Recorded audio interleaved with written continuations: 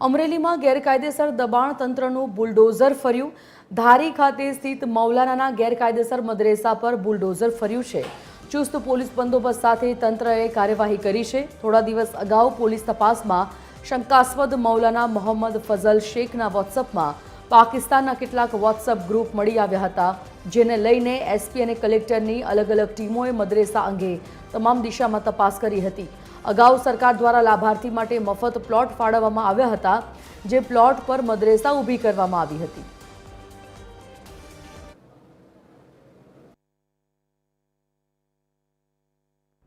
આજ રોજ ધારીના હિમખીમડી વિસ્તારની અંદર એક તારીખ 1/5/2025 રોજ શંકાસ્પદ હિલચાલ ધરાવતા મૌલાના એક મદ્રેસાની અંદરથી પોલીસ દ્વારા અટકાયત કરવામાં આવેલી હતી।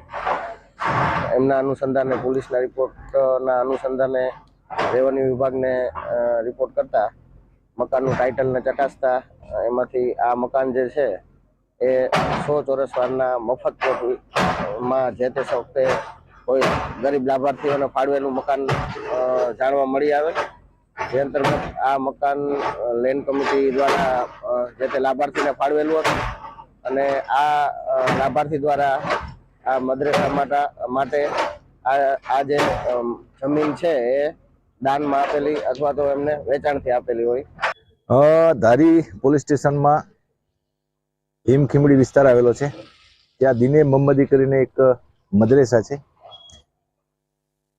એસડીએમ અને મામલતદાર ધારીના ઇન્વેસ્ટિગેશનમાં કંઈ નીકળ્યું હશે કે આ મદ્રેસા જે છે એનું કન્સ્ટ્રક્શન ગેરકાયદેસર છે અને એ બાબતે રેવન્યુમાં આખો કેસ ચલાવવામાં આવ્યો, આધાર પુરાવા માગવામાં આવ્યા અને આ મદ્રેસા બનાવનાર અને એનું સંચાલન કરનાર કોઈની પાસે કાયદેસરતા પોતાનું કાયદેસરનું આ બાંધકામ અને જગ્યા હોવાનો આધાર પુરાવો ન મળ્યો, જેથી એનો ઓર્ડર થતાં આજરોજ એ ગેરકાયદેસર બિલ્ડિંગ બનેલી મદ્રેસા દિને મોહમ્મદી હતી, જે ચલાવતા હતા અને ચાલતી હતી, એને તોડવાનો એક આદેશ થયેલો અને આજે એને ડિમોલેશનનું કામ આ જગ્યાએ ચાલુ છે।